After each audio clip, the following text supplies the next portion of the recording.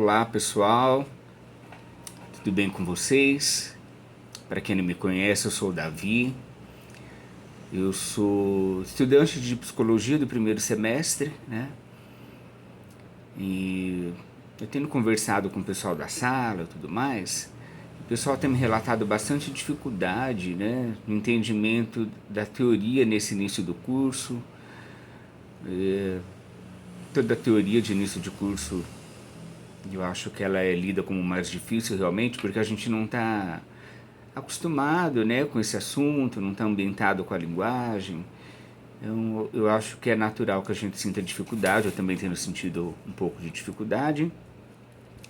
E por conta da dificuldade, é que eu resolvi começar a gravar esses vídeos para ver se de alguma maneira vai ajudando quem está buscando, assim como eu, o entendimento, né, da história da psicologia, que é isso que a gente está estudando atualmente, né. Davi, eu não acredito muito numa ideia que chega para mim tirada de um contexto, né, recortada de um contexto. Eu preciso entender o contexto. Quando eu entendo o contexto, eu entendo as partes, né, as ideias que possivelmente podem ser recortadas dali. Então, eu resolvi fazer esses vídeos para ver se ajuda, tá? E eu espero que sim, tá bom? Então, o que eu vou dividir de fato aqui é a maneira como eu estou entendendo, né? É o processo no qual eu me lancei para buscar informação, para chegar, né, no entendimento aí da nossa história da psicologia. Como é que eu comecei o meu estudo? Eu achei mais interessante, para entender o todo, eu montar uma linha do tempo. Eu fui buscar na história, né? A história, ela tem bastante informação ali para a gente ir entendendo de onde as coisas saíram, como é que as coisas vieram caminhando, né? E a gente poder até inferir para onde é que nós estamos indo, né? Então, vamos lá, ó. Eu realmente montei uma linha do tempo, tô até aqui com uma régua na mão, foi a partir dela que eu tive a ideia de montar a linha do tempo, né? Para nós que somos aqui do Ocidente, né, nós temos um marco zero na nossa linha do tempo, que é o que? O nascimento do Cristo. Então, para nós, do Ocidente, o nascimento do Cristo é o marco zero da nossa linha do tempo. Mas a Terra, o planeta já existia, né? O ser humano não configurado da forma como ele está hoje, como a gente entende ele hoje, já existia. E eu acho que é importante a gente ir buscar lá atrás como é que essas coisas estavam configuradas, como é que a nossa existência começou, né?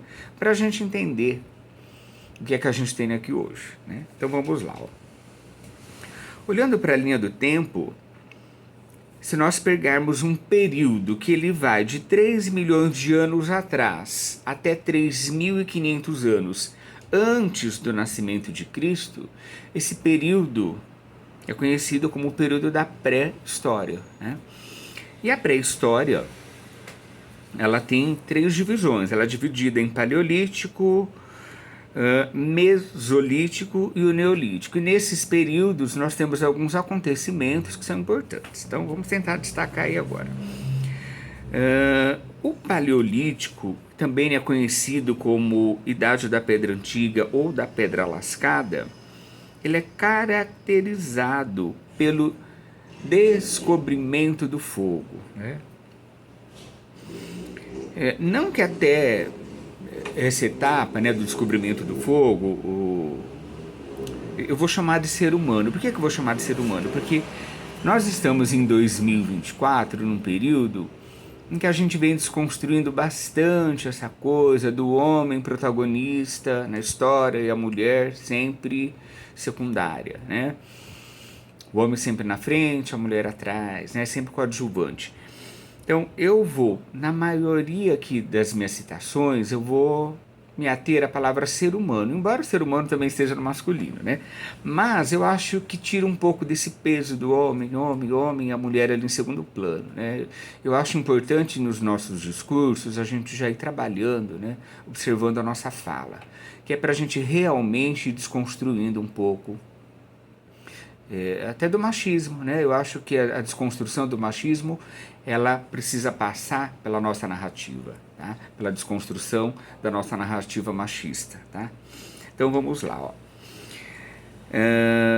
No Paleolítico, essa é a idade da pedra antiga ou da pedra lascada, o homem descobre o fogo, né? Ele descobre que lascando uma pedra na outra, sai faísca e ali você domina o fogo. Porque até então, nós conhecíamos o fogo, aquele fogo que começou porque um raio caiu numa árvore, porque um raio caiu numa vegetação. Então existia o conhecimento do fogo, mas não existia o domínio, a gente não dominava, o fogo não começava quando a gente queria, né?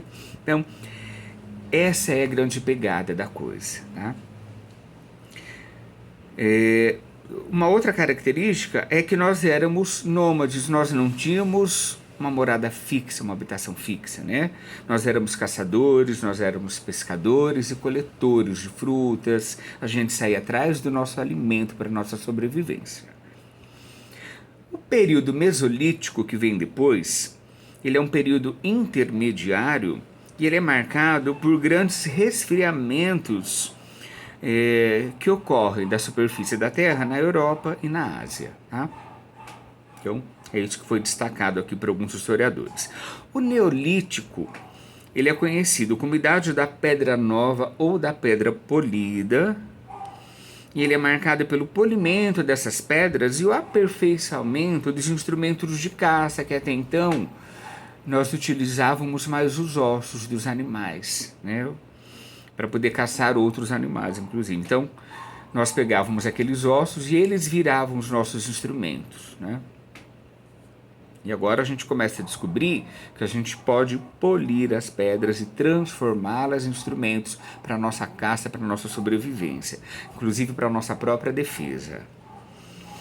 E nesse período do Neolítico, acontece uma coisa assim extraordinária que vai determinar uma mudança muito radical na nossa forma de existir naquele momento, que era o quê?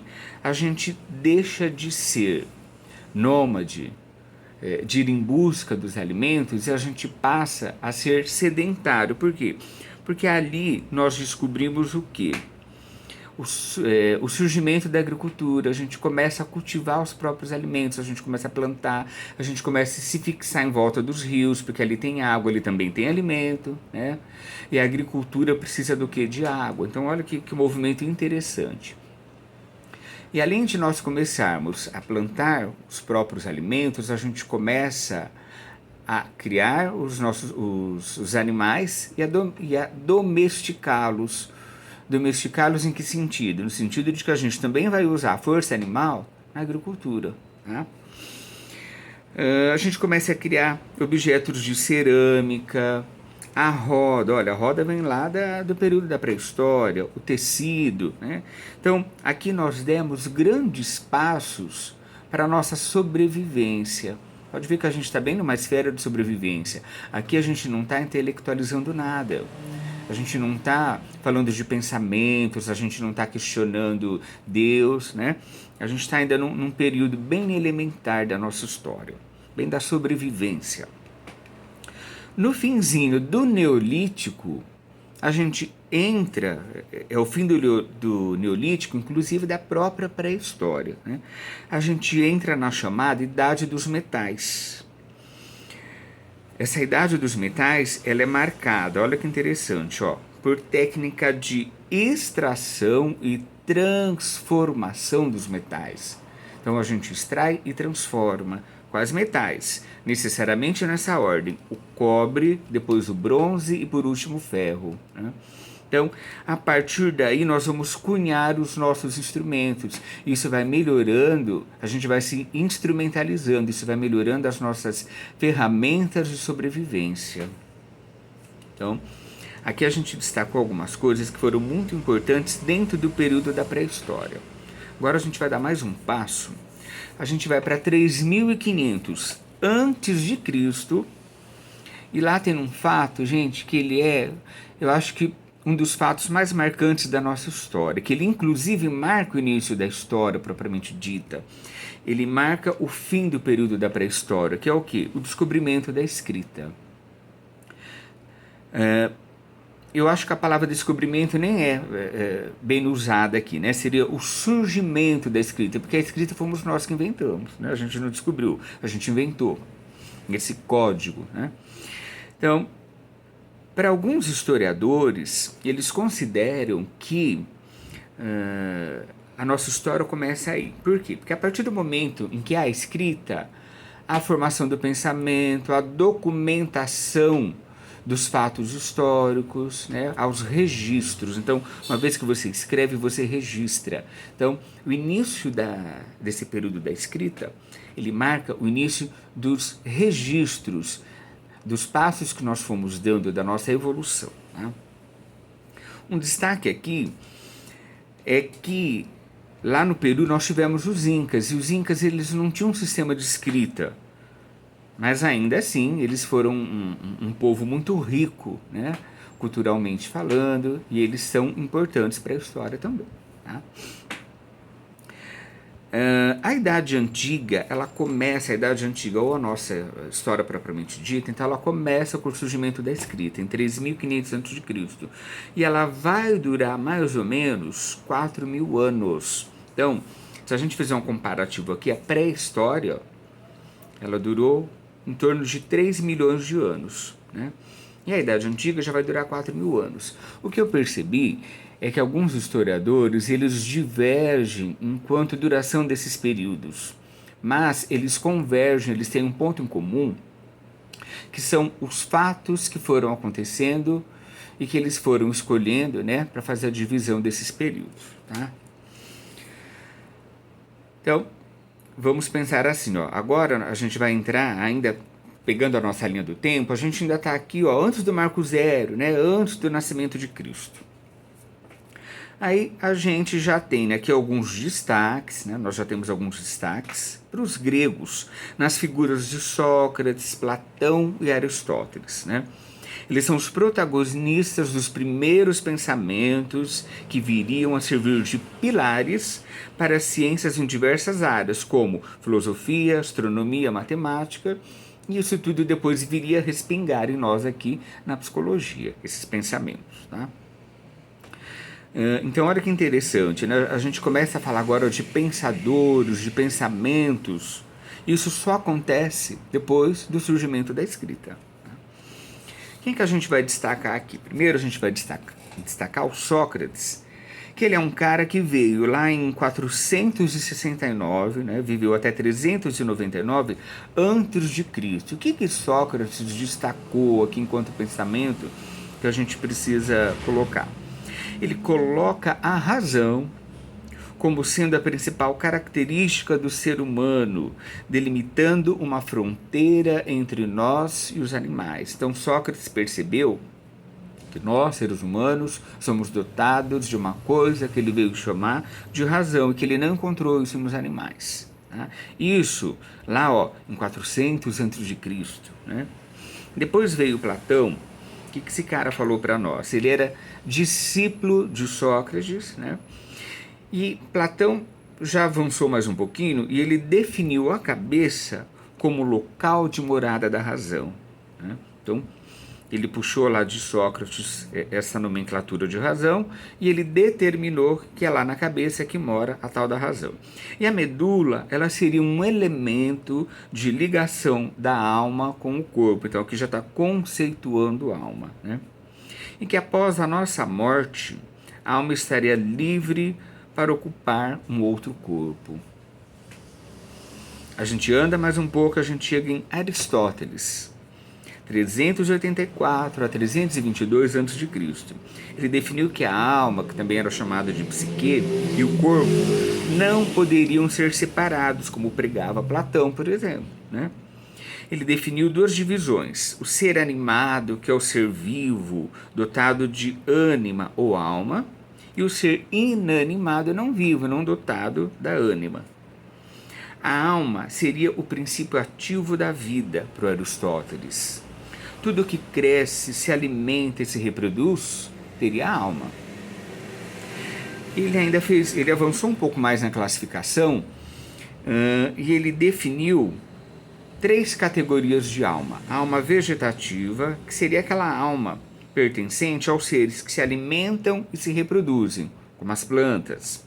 Alma sensitiva, que seria a alma responsável pela percepção e pelo movimento. Exemplo, os animais, né, que são chamados de sencientes. E a alma racional, que teria a função pensante. Então, para Aristóteles, o ser humano ele teria essas três almas: a vegetativa, a sensitiva e a racional. Então, percebe que aqui a gente vem avançando, né, nos pensamentos e nas classificações, e nós ainda estamos num período que é antes do nosso marco zero, né, antes do nascimento de Cristo. Tá? Gente, só para fazer um destaque, eu não sou historiador, né? A minha primeira formação ela é na área de exatas. Eu fiz faculdade de informática, isso há 30 anos atrás, né? Nos anos 90, embora eu não tenha nada com a área de exatas, tá? As pessoas que me conhecem falam, Davi, você é totalmente da área de humanas. Acontece que nos anos 90, a informática ela estava já dando passos largos, né? Ela apontava ali no horizonte como a grande profissão do futuro e tudo mais. E de fato foi, e de fato é ainda, né? Porém, para quem tem vocação para os exatos, no meu caso. Mas ainda assim, eu fiquei 15 anos trabalhando com informática, mas a minha história me levou para a área da educação. Eu fui dar aula de informática, eu dei aula de informática há 15 anos.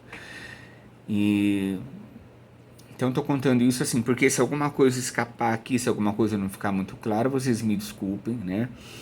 E eu tentei juntar o máximo de informação possível que eu fui buscar dentro da história para a gente poder entender o nosso pensamento de hoje, né? Então eu espero que esteja ficando bem claro aí, de alguma forma até bem coesa, bem sucinta, para também a gente não se estender muito, tá?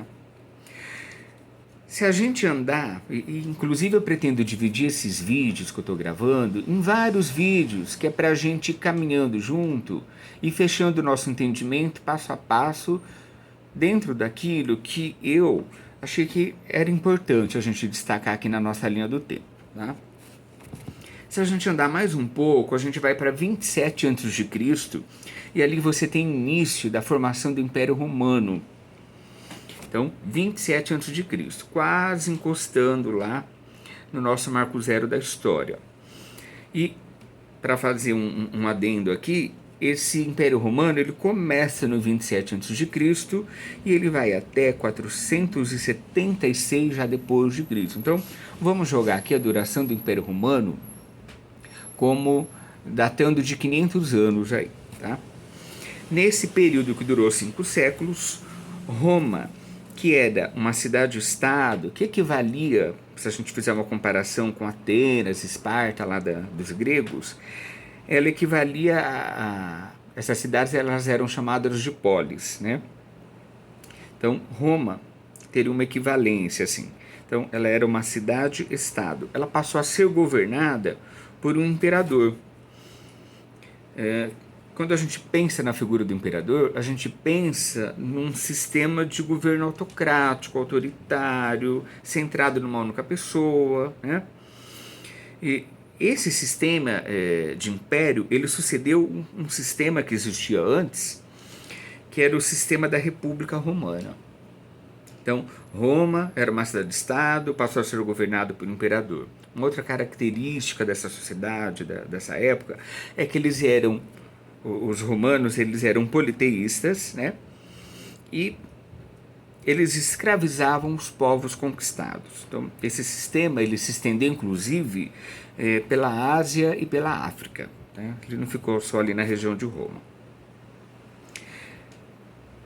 Agora eu vou destacar algumas coisas um pouco mais sucintas, mas conforme a gente for conversando, a gente vai voltando em alguns pontos daí.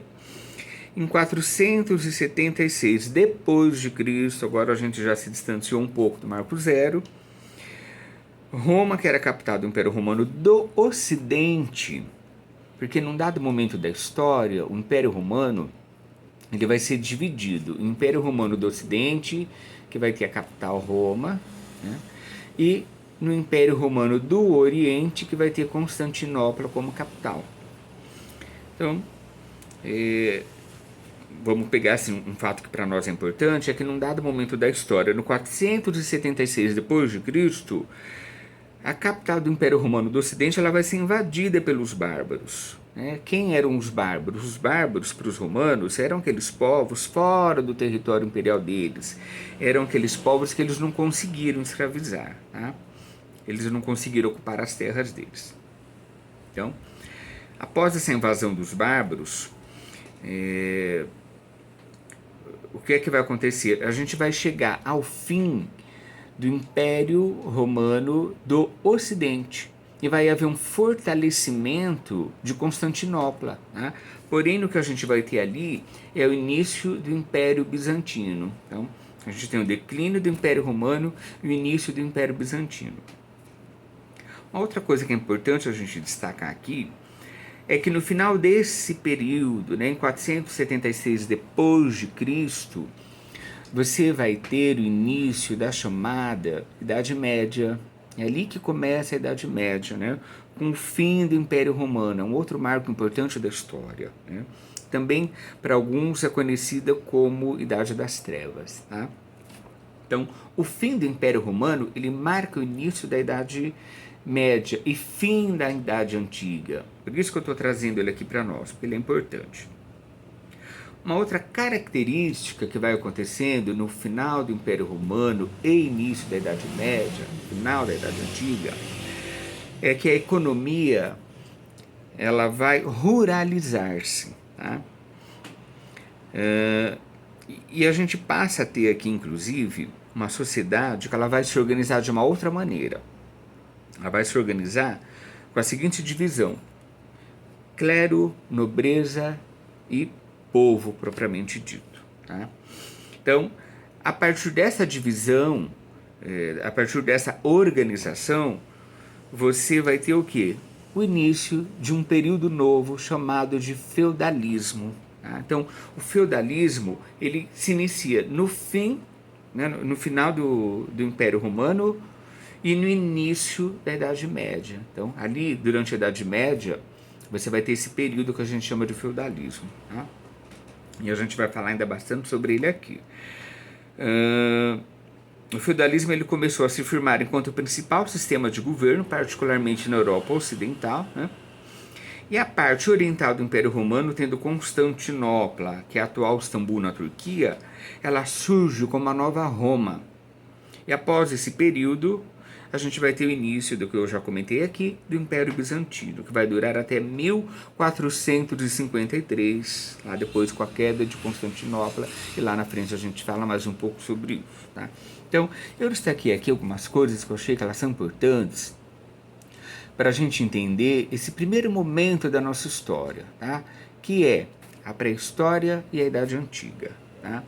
Então, lá na pré-história, para fazer um fechamento aqui, a gente tem lá a divisão daqueles 3 períodos, lá a gente começa ainda, né? Lá nós estamos ainda lutando pela nossa sobrevivência, lá a gente tem um pouco da mudança da nossa estrutura de vida, onde a gente começa a desenvolver a agricultura, onde a gente deixa de ser nômade, a gente fica sedentário, né?